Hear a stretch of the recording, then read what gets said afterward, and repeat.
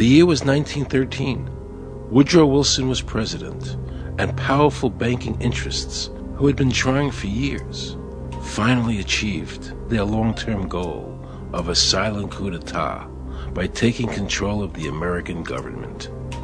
The first thing they did to accomplish their takeover was convince Secretary of State Philander Knox to lie to the American people and tell them that the 16th Amendment, the Income Tax Amendment, had been legally ratified by the states when it was not.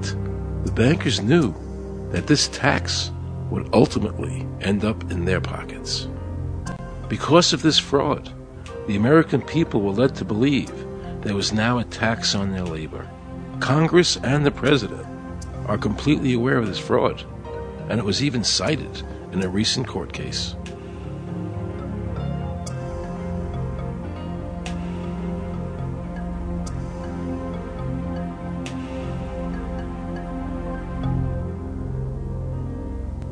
That very same year, the bankers committed their second and by far the most diabolical fraud ever perpetrated on the American people by bribing senators to pass the Federal Reserve Act without the required constitutional amendment.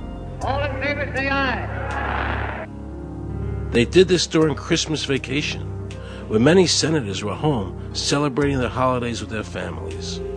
And that's how the unconstitutional Federal Reserve Act came into being. They were very clever, and they understood that whoever issued the money for America would control the government.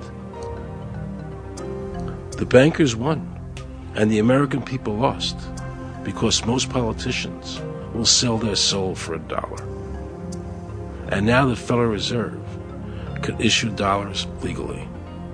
As Mayor Rothschild said, "Give me control of a nation's money supply, and I care not who makes its laws." He knew that he and the other bankers would now control the laws of the nation. Government gave these bankers one of its most important powers, and now had to borrow money from them and pay interest to finance the government. So the American people were forced to lower their standard of living and pay a graduated income tax to the government, just so the government could give these bankers more profits. President Woodrow Wilson, who signed the Federal Reserve Act into law, later said, in regret, "I am a most unhappy man. I have unwittingly ruined my country. A great industrial nation is now controlled by its system of credit.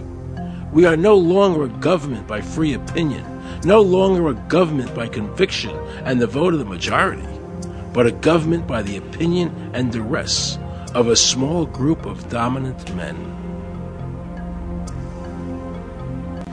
The Federal Reserve was created by Congress in 1913, and it was entrusted with the power granted originally to the Congress by the U.S. Constitution to coin money and regulate the value thereof.